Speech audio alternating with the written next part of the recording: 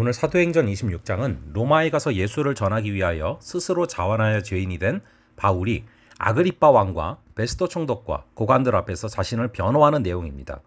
재판정에 선 죄인에게 최후 변론의 기회가 주어지면 당연히 더 가벼운 처벌을 받기 위해서 자신을 변호하는 것이 상식이죠. 자신이 죄를 지을 수밖에 없었던 상황을 설명하며 선처를 구하는 게 상식입니다. 그러나 이 바울은 최후 변론의 기회가 주어지자 자신을 변호하지 않습니다. 오히려 예수 그리스도의 복음을 전하고 있죠. 그런 바울을 보자 총독 베스도가 큰 소리로 바울아 네가 미쳤다라고 말을 하면서 바울을 미친 사람 취급합니다. 그러나 바울은 자신의 무지 탓으로 돌리는 베스도의 비난에 대해서 정중한 태도로 자신의 온전함을 진술합니다. 베스도가 악하여 내가 미친 것이 아니라 참되고 온전한 말을 하나이다 라고 말합니다. 전혀 동요하지 않죠. 베스도의 말처럼 사도 바울은 당대의 유명한 석학이었습니다. 헬라의 학문, 로마의 법률, 유대의 전통 두루 통달하지 못한 게 없죠. 뿐만 아니라 바울은 출신 성분도 대단했습니다. 바울의 그만한 경력과 배경이면 교육계로 진출했다면 국립대학의 총장 정도는 당연히 했을 겁니다. 그런데 이 바울은 지금 사람들에게 모욕거리가 됐습니다. 자원하에서 죄인이 되어 재판정에 섰습니다. 근데 더 놀라운 사실은 그렇게 사람들의 모욕을 받으면서도 일말의 동요가 없었다라는 것입니다. 어떻게 이런 수치와 모멸의 자리에서도 이런 당당함을 가질 수 있습니까? 여러분, 원래 바울은 이런 사람이 아니었습니다. 초대교회가 핍박받을 때 교회를 잔멸할 만큼 앞장을 섰던 사람입니다. 이 잔멸하다라는 단어는 이 멧돼지가 포도밭을 마구 짓밟는 것을 묘사하는 단어입니다. 그만큼 폭력적이고 잔인했다는 거죠. 오죽했으면 여자까지 마구 잡아다 옥에 집어넣겠습니까? 그런 바울이 예수님이 나타나시자 사로잡혔습니다. 바울이 주님을 찾은 게 아니라 예수님이 그를 붙잡은 것입니다. 다메섹에서 그의 인생을 송두리째 바꾸는 엄청난 사건을 체험하게 됐습니다. 처음에는 얼떨떨했지만 결국에는 예수님이 왜 자신을 붙잡는가를 깨닫게 됐습니다. 그리고 결국에는 그 감사함으로 눈물이 마를 날이 없었던 것이죠.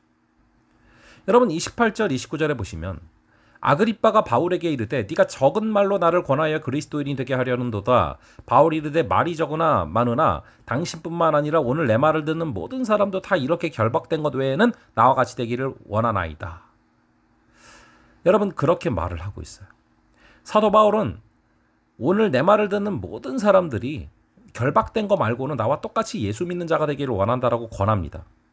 바울을 신문하던 그곳에는 많은 사람들이 운집해 있죠. 사람들은 그곳에서 초라한 죄인을 봤습니다. 재판이 지연돼서 바울은 오랫동안 감옥에 갇혀 있었습니다. 그러니 얼굴이 창백했겠죠. 감옥에서 부실한 음식으로 연명했으니 얼굴엔 영양실조가 완연했을 것입니다.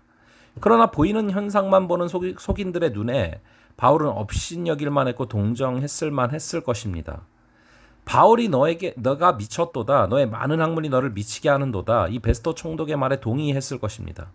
그래도 한때 명성이 자자했던 바울이 아닌가라고 생각을 했겠죠. 그런데 바울은 오히려 그들에게 나는 미친 것이 아니라 참되고 온전한 말을 한다. 당신들 모두가 나와 같이 되기를 바란다라고 말하고 있는 것입니다. 여러분 미친 사람에게는 공통점이 있습니다. 행복하다라는 겁니다. 미친 사람들은 모두가 행복합니다. 일에 미친 사람은 일하는 시간이 행복하고요. 공부에 미친 사람은 공부가 행복합니다. 예수에 미친 사람은 예수 믿는 것이 행복한 거예요. 사람들에게 나와 같이 되기를 원한다고 말할 수 있다. 얼마나 그것이 감사하고 좋으면 그렇게 말을 하겠습니까? 그래서 오늘 본문에 보시면 이 신문을 하던 자들은 바울에게 죄를 찾지 못합니다. 결국에는 무죄 방면을 하라라고 말을 하게 되죠. 하지만 바울은 오히려 가이사 황제에게 상소를 해서 자기를 로마로 보내달라고 말합니다. 예수를 전하기 위해서라면 죄인이 되어도 좋고 예수를 전할 수 있다면 감옥에 갇혀도 좋다는 것입니다. 예루살렘에서 로마까지 가는 길이 얼마나 험한 길인지 바울은 잘 알고 있습니다. 그럼에도 불구하고 이런 선택을 한 것이죠. 무엇이 이런 선택을 하게 된 것입니까? 우리가 이 성경의 말씀들을 통하여서 알 수 있지만 바울이 얼마나 로마로 가서 복음을 전하고 싶어 했는지 모릅니다. 결국에 복음을 향한 열정, 복음을 향한 사랑이 그를 이렇게 이끈 것이죠. 오늘 하루 우리도 이 복음에 붙잡혀서 하나님을 믿는 것이 너무나 행복한 그런 예수에 미친 그런 우리가 되기를 간절히 바랍니다. 잠시 기도하겠습니다. 아버지 하나님, 오늘의 이 말씀을 통하여서 아버지께서 주시는 귀한 은혜를 허락하시니 감사합니다. 우리가 예수를 바라보며 예수에 미친 그런 하루 되게 하시고 우리가 예수님을 붙잡고 걸어갈 수 있는 능력을 허락하여 주시옵소서. 감사드렸고 이 모든 말씀으로 주 예수 그리스도의 이름으로 기도합니다. 아멘.